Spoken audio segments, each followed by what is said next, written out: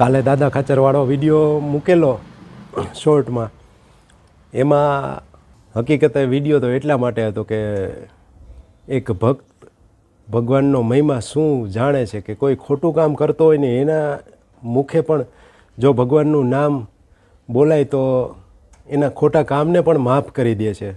દ્રષ્ટિ આ હતી એ કહેવાનો બાબત, દ્રષ્ટિકોણ આ હતો. પણ બીજો એક દ્રષ્ટિકોણ એ પણ થાય કે જે કમેન્ટમાં આવ્યું હતું કે એનો મતલબ કે કોઈ ખોટું કરતું હોય અને ભગવાનનું નામ લે તો શું એને જતું કરી દેવું.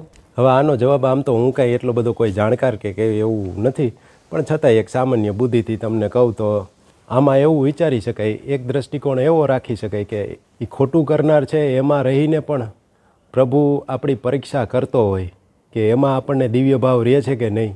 એક બાબત આ વિચારી શકાય. અને જો એ વ્યક્તિ ખરેખર ખોટું કરે જ છે તો કાળ, કર્મ અને માયા એનો હિસાબ કરશે. આપણે કોઈ એને દંડ દેવાની જરૂર છે નહીં.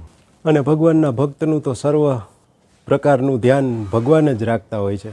હકીકતમાં એક સ્ટેજ એવું હોય કે જ્યાં આપણને એમ લાગે કે બીજા બધા જે ખોટું કરતા હોય એને અટકાવવા, પણ એ અમુક સમય થાય ને થોડાક આગળ વધી જાવ ને પછી એમાં પણ તમને કોઈ દોષ ના દેખાય અને તમને એમ લાગે કે બધા પોતપોતાની રીતે કરે છે, એ એની રીતે એને ઠીક લાગતું હશે એ કરશે, પણ મારું કલ્યાણ શેમાં છે ને મારું આગળ વધવું શેમાં છે ને એ જ ઇમ્પોર્ટન્ટ હોય. એટલે કદાચ ખરાબમાં ખરાબ કોઈ વ્યક્તિ હોય ને એમાંથી પણ સારી વાત હું શું ગણી શકું અથવા તો એમાં દિવ્ય ભાવ કેમ રાખી શકું ને એ અગત્યનું હોય.